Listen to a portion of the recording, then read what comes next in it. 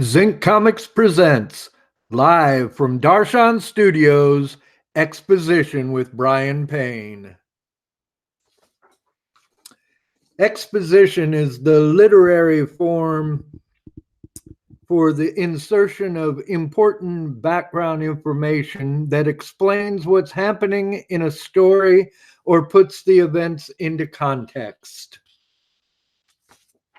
In comics, a lot of background information and past situations can quickly be explained in a caption box. But they say a picture is worth 1,000 words.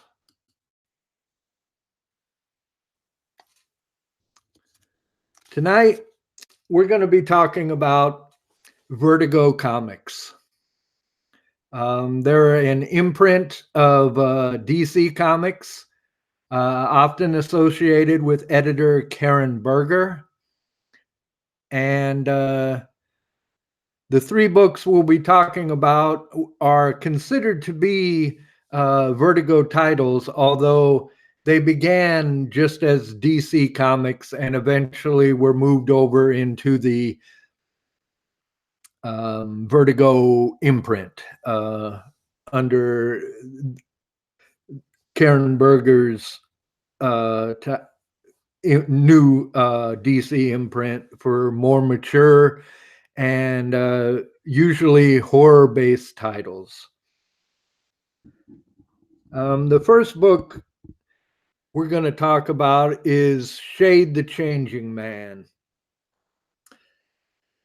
eBay, I'd never gotten on eBay, and I kind of regret getting on there because I ended up spending more money than I should, and I ended up buying a lot of Vertigo titles, and included in this lot was Shade the Changing Man, John Constantine, Hellblazer, and Animal Man. And I've recently read about 20 issues or so of each title, and I thought I'd just kind of riff and talk about what I thought of them. Vertigo is usually thought to be began with Swamp Thing, and Swamp Thing eventually became a Vertigo title, but it did not once again begin that way. And Neil Gaiman's Sandman was also a Vertigo title, and those are probably the two most popular. But these are three of the lesser lights, but also very well-known titles associated with Vertigo. Shade the Changing Man, The Man from Meta, was written by Peter Milligan, and this was one of the first Vertigo titles, albeit, as I said, most of this lot began as DC books. The art on Shade the Changing Man was by Chris Bachalo, or Bachalo, I'm not sure how to pronounce that. And Mark Pennington was the inker on most of the titles I read. I'm not a completist, and most of these books kind of bounced around. I don't have like the entire set or consecutive issuing, but I got quite a few. And I'm not sure how much Bacalo was influenced by Sam Keith, but the artwork on Shade the Changing Man, especially early on, appeared very Keith-like to me. The book also benefited from Brendan McCarthy, also known as the New McCarthyism's psychedelic cover art. You can see that in the screen share there on the far side of your screen on the left-hand side. And the series was a new take on Steve Ditko's character, Rack Shade. I believe that was written by Michael Fleischer, or at least edited by. I'm not sure about that, but I think his name was associated with it as well. but it's best remembered as a Steve Ditko character. Rock Shade was in this series was sent to Earth because it was apparently the source of devastating waves of insanity that plagued the planet Meta, and he was sucked into an area of madness and winds up inhabiting the body of a killer sentenced to die in the electric chair. After escaping this fate, Shade takes up with the serial killer's victim to meet the American Scream. And if that is confusing, read the book, but it's a nice kind of confusing. And there's a lot of ideas coming at you fast and furious. And the series, I think I read like more or less the first 20 issues. And the last one I had was when it switched to Vertigo. And I was really engrossed in it. And I plan to reread it because I think it will bear rereading, and more. I'll have more information once and a better understanding of the story when I read it. But I was just enjoying going along for the ride, and it's kind of a psychedelic trip, no doubt. In an interview, Milligan claimed, "The book became incredibly personal. It was a way for me to work out some of my thoughts about America through this most American of mediums, comic books. It was in some strange way one big long road movie.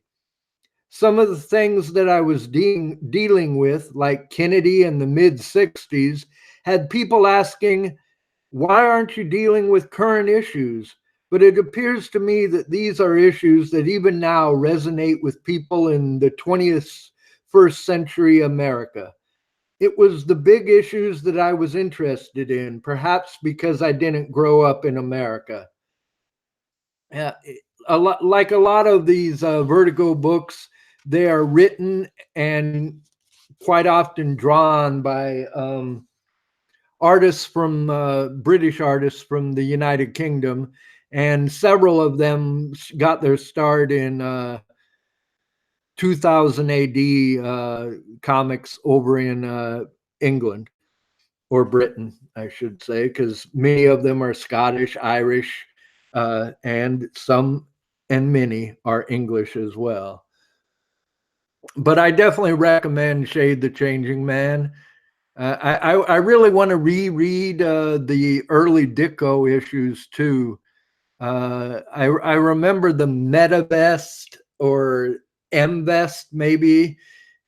I'm not sure what it was, what the M stood for within the Ditko issues, but I believe it stands for Madness Vest in the Shade the Changing Man, if memory serves.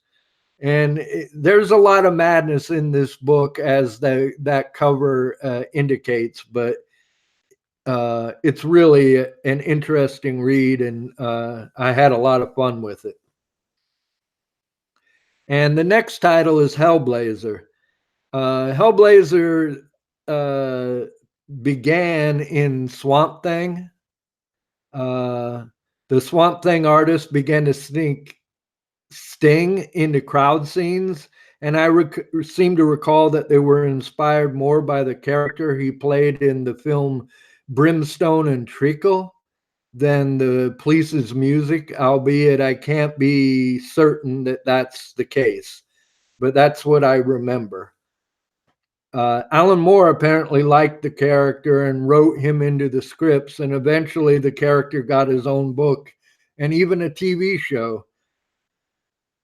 And although Stephen Bissett and John Taltobin, along with Alan Moore and possibly Rick Vetch as well, created the character, in my opinion, Jamie Delano was at least a good stepfather and helped raise this kid right.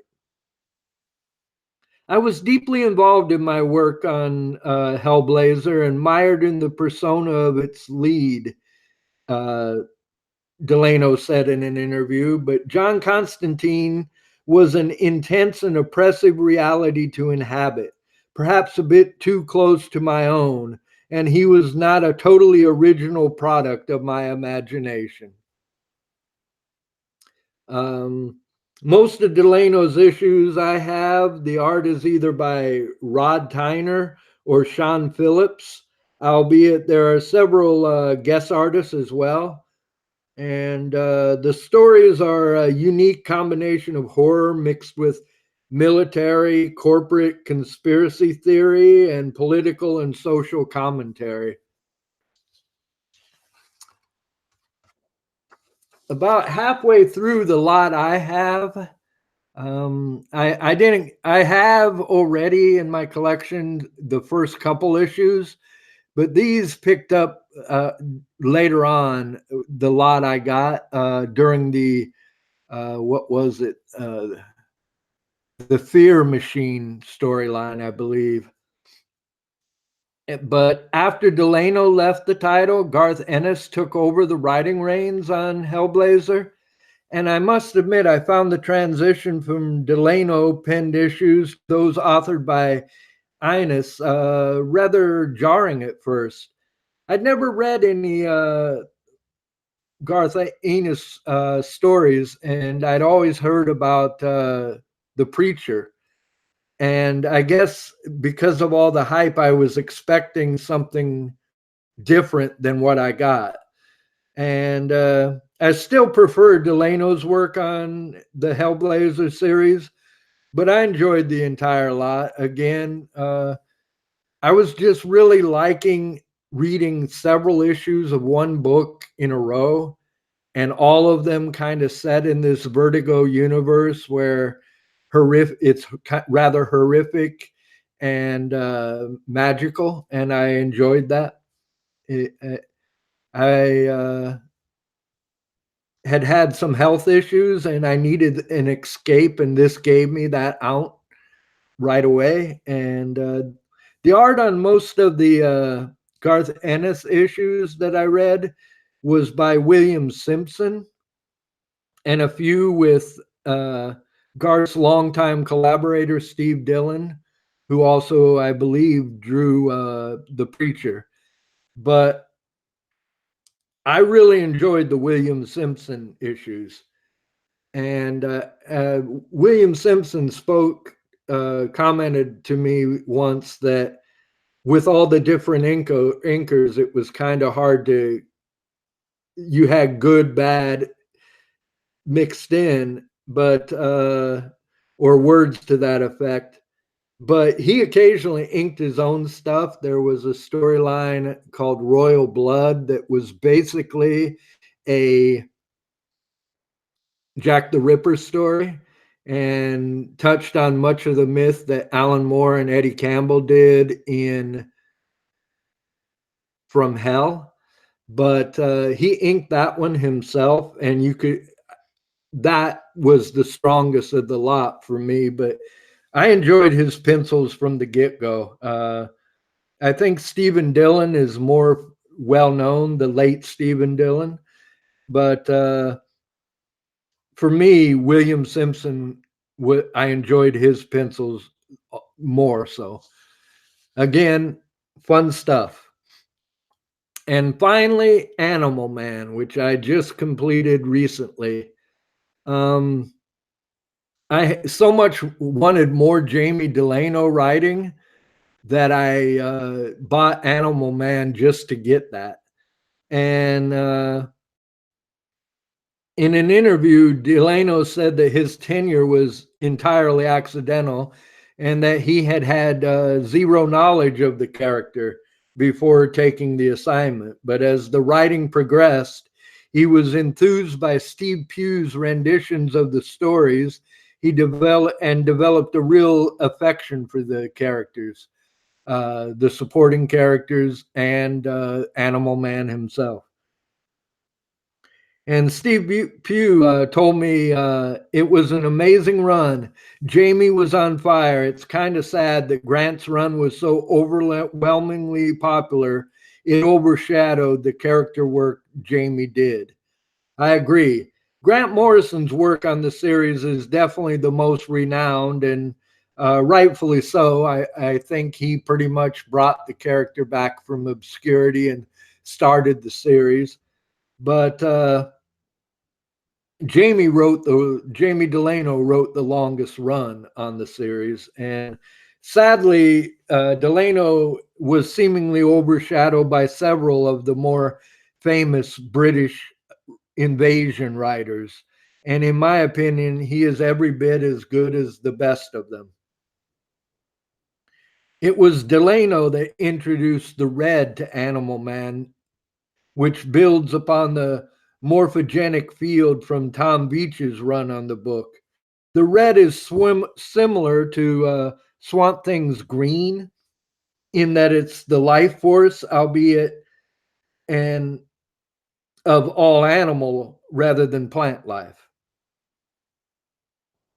In Delano's very first issue, Buddy Baker is turned into human roadkill after being run over by a truck and must climb the evolutionary ladder in order to return to life, albeit in the form of a chimera of sorts, which gradually morphs into a more griffin-like appearance. This new look reminded me of the Muppet character Sam Eagle, which says more about me probably than Delano or Pugh. Later on, Animal Man forms a new religion and sacrifices himself Christ-like in the end. And that was, he basically dies, resurrects, and then dies again. And I don't know, the title continued after that, so I don't know how they brought it back. And I know that it's been resurrected as part of the new 52, and is currently, I don't know if it's still running, but there was another another volume of Animal Man, a third volume, because again, like Shade the Changing Man, Animal Man was an older and somewhat obscure character that was resurrected for the Vertigo line. But needless to say, I really enjoyed these books, and I just thought I would comment on them and spread the word and let you know that you can get a lot of them fairly cheap on eBay and probably in back issue bins. So if you run across any of the books I talked about, they're worth picking up and checking out. Methinks. Anyway, that's all for tonight. And until next time, think Zinc.